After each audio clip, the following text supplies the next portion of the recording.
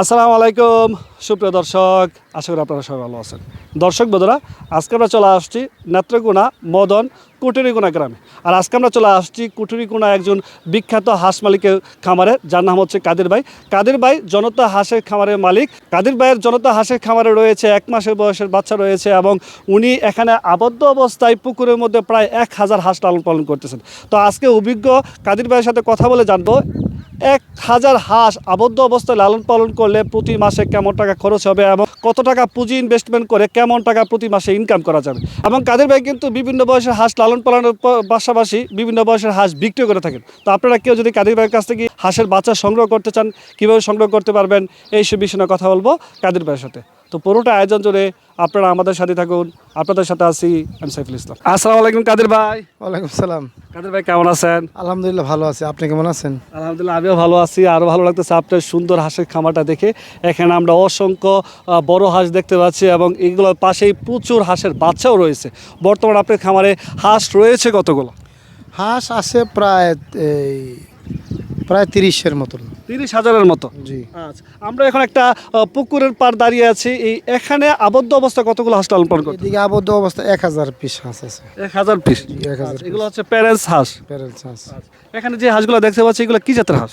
এগুলো হচ্ছে খাকি ক্যাম্বেল জাতের হাঁস। আচ্ছা, খাকি ক্যাম্বেল হাঁসের বিশেষ কি কি গুণ রয়েছে? খাকি ক্যাম্বেল হাঁসের বিশেষ গুণ হলো খাকি ক্যাম্বেল হাঁসটা ডিমের রাজা, এবং এটা ডিমের পার্সেন্টেজ অন্য অন্য হাঁসের চেয়ে সবচেয়ে বেশি থাকে। সেক্ষেত্রে খামার করতে গেলে খাকি ক্যাম্বেল হাঁসটা লাগবে, এবং খাকি ক্যাম্বেল ছাড়া যদি খামারটা করে আমার যুক্তিতে ধরে না, এবং ও স্বাবলম্বীও হতে পারবে যে আমার গ্যারেন্টি নেই। কিন্তু খাকি ক্যাম্বেল হাঁস দিয়া এই খামার আবদ্ধভাবেই করে, প্রাকৃতিকভাবেই করে, হ্যাঁ, তাইলে সে আপনার এই খামার করে সফলতা ডিমের জন্য লাভবান হতে পারবে। এবং খাকি ক্যাম্বেল হাঁসটা আপনার প্রায় 300-র কাছাকাছি ডিম দেয়। আর রেগুলার যদি ডিম দেয় আপনার দেয়া গেছে 80-85-90% ডিম দিব খাকি ক্যাম্বেল জাতের। তাহলে আমরা বলতে পারি কি এই খাকি ক্যাম্বেল হাঁসটা হচ্ছে ডিমের রাজা হাঁস। ডিমের রাজা হাঁস খাকি ক্যাম্বেল। আচ্ছা, এই খাকি ক্যাম্বেল হাঁসটা কতদিন পর থেকে ডিম দেওয়া শুরু করে দেয়?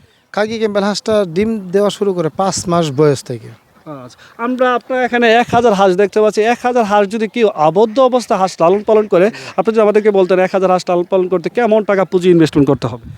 1000 হাঁস যদি আপনার এই লালন পালন করে, তাহলে যেমন তার মিনিমাম 1000 হাঁস কিনতে গেলে ডিমের পর্যন্ত রানিং ডিম পাড়া যদি শুরু করে, যেমন এটা কিন্তু ডিম আসে না, আর 15 দিন সময় লাগবে ডিম আসতে। এটা 4 মাস 20 দিন প্রায় বয়স, তো 15 দিন লাগবে ডিম আসতে। তো সেক্ষেত্রে আপনার ওই 1000 হাঁস পালতে গেলে মিনিমাম 6 লক্ষ টাকা তার পুঁজি লাগবে। 6 লক্ষ টাকা পুঁজি ইনভেস্টমেন্ট করতে হবে। 6 লক্ষ টাকার পুঁজি লাগবে। আচ্ছা, 1000 হাঁস লালন পালন করতে প্রতিদিন খরচ হবে কেমন? 1000 হাঁস লালন পালন করতে প্রতিদিন খরচ হবে তার 5 থেকে 6,000 টাকা, 5.5 থেকে 6,000 টাকা। যেমন 1000 হাঁস যদি সে আবদ্ধভাবে পালে, আপনাকে বলি, তো আবদ্ধভাবে যদি 1000 হাঁস পালে, তা আপনার ও ডিম পাবে সর্বোচ্চ গেলে 90-95%। আপনি 80% ধরেন। 1000 হাঁসে যদি 80% ডিম হতে, আপনার প্রতিদিন ডিম হবে 800 ডিম পাচ্ছি। 800 ডিম হবে। কিন্তু 800 ডিম যদি লোকাল বাজারে, যেমন শীতকালে ডিমের বাজার 18-19 টাকা থাকে, আপনার নর্মাল ধরেন 60 টাকা আলি, তো ডিম নর্মালি আছে 15 টাকাই ধরেন। 15 টাকা যদি ধরেন, তাহলে আপনার এই 800 ডিমের দাম প্রায় 12,000 টাকা। তার মানে প্রতিদিন 6,000 টাকা খরচ করে 12,000 টাকা আয় করা সম্ভব। কিন্তু প্রতিদিন খরচ যাবে 6,000 টাকা। 6,000 টাকা কীভাবে যাবে? আপনি 2 মণ ধান ধরেন, 1500 টাকা মণ ধরেন, 3,000 টাকা। একটা ডাক লেয়ার বস্তা 2700 টাকা, 5700 টাকা। আর 300 টাকা আপনি ধরতে পারেন বিভিন্ন খাতের যে খরচ, আপনার প্রায় 6,000 টাকা খরচ প্রতিদিন যাবেই। আচ্ছা, এটা কি আদৌ সম্ভব আসলে 1000 হাঁস লালন পালন করে প্রতিদিন 6,000 টাকা ইনকাম করা? 1000 হাঁসে প্রতিদিন 6,000 টাকা ইনকাম করা সম্ভব, কিন্তু কোনো কোনো ক্ষেত্র আছে, যদি হাঁসের ডিম আপনার 80% পান, যদি 90% পান, এটা আপনার কপাল। কিন্তু ডিমের পার্সেন্টেজ অনেক সময় আছে যে 50%ও চলে আসছে, কিন্তু 40%ও চলে আসছে। এটার মাধ্যমে কিছু নিয়ম কারণ আছে। ওই হাঁসগুলা খাবারগুলা কি ঠিকমতো খাইতেছে কিনা, অনেক সময় ওয়েদারের সমস্যা থাকে, ওয়েদারের সমস্যার কারণে খাবার খায় না। সেক্ষেত্রে অনেক সময় এই 15 দিন পর পর একটা ভিটামিন আছে, ওই ভিটামিনটা তাদেরকে খাওয়ানো দরকার। ভিটামিনটা খাওয়াইতেছে না, আমাদের ভুলের কারণে যদি ডিমের পার্সেন্টেজ যদি কম থাকে তাহলে ও 6,000 টাকা খরচ ঠিকই করবে, কিন্তু 6,000 টাকা পাওয়াটা, লাভের অংশটা পাওয়াটা কঠিন। তো সেক্ষেত্রে হাঁস শুধু পাললেই হবে না, হাঁসটা পালতে গেলে হাঁসটা যা যা দরকার, হ্যাঁ, নিয়মকানুন দরকার, কোন সিস্টেমে হাঁসটা রাখতে হবে, কোন সিস্টেমে হাঁসটা খাওয়াইতে হবে, ওই সিস্টেমটা যদি সে বুঝে, সে হাঁসের কামার করে অবশ্যই সে লাভবান হবে ইনশাল্লাহ।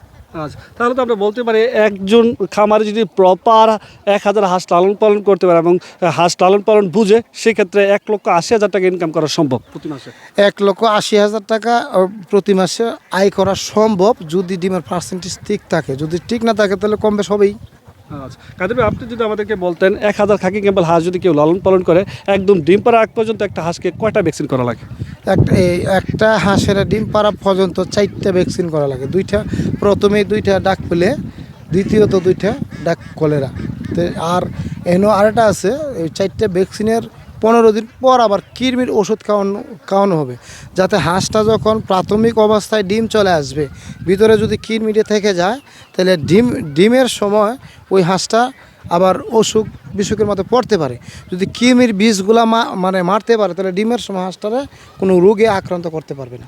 আর ভ্যাকসিন করা হাঁস এমনি তো রোগে ধরলেও সেটা তেমন একটা ক্ষতি হয় না। 10% হাঁস বড়দের ক্ষতি হতে পারে যদি ডাক প্লে ধরে, আর যদি ডাক কলেরা ধরে তাহলে 2% হাঁস ক্ষতি হতে পারে। যেমন আমরা সরকারি ভাবত একটা টিটেনাস ইঞ্জেকশন, প্রত্যেকটা মানুষের যদি টিটেনাস ইঞ্জেকশন থাকে, সে যদি কোনো গুরুতর আঘাত খায় তাকে কিন্তু এই এই এই বড় ধরনের যে আশঙ্কাটা একটু কম থাকে। যদি যারা আমরা বাংলা বলি ধনুষ্টঙ্কার ইঞ্জেকশন না কি জানি বলে, এটা যদি করা থাকে তাহলে ওর যত ধরনের আঘাত ওর সমস্যা হবে না। যদি করা না থাকে তাহলে কিন্তু রোগটা একটু বেশি তার হবে। যেমন হাঁসের ক্ষেত্রে ভ্যাকসিনটা যদি হাঁসের করা থাকে, যে কোনো ধরনের রোগও যদি আক্রমণ করে, ও বেশিটা ক্ষতিগ্রস্তের মধ্যে পড়বে না।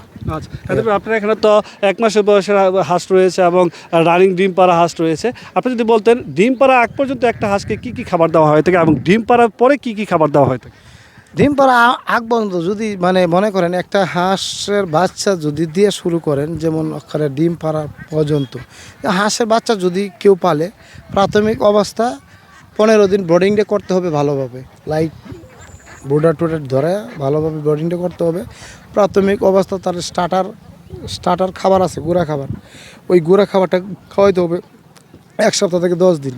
তারপরে গুঁড়ার চেয়ে একটু মোটা, সেটা খাওয়াতে হবে আরও 10 দিন, তো 20 দিন না, আর 10 দিন গম আর ধান মিলে হলে 1 মাস। 1 মাস হলে যদি প্রাকৃতিক কোনো ব্যবস্থা থাকে তাহলে ওরা প্রাকৃতিক খাবার থাকলে, যেমন ধান, শামুক, ঘাসের গুঁটা, মাছ, এরকমভাবে ওরা মাঠে যদি খাইতে পারে তাইলে হাতের খাবারটা একটু কমই লাগবে।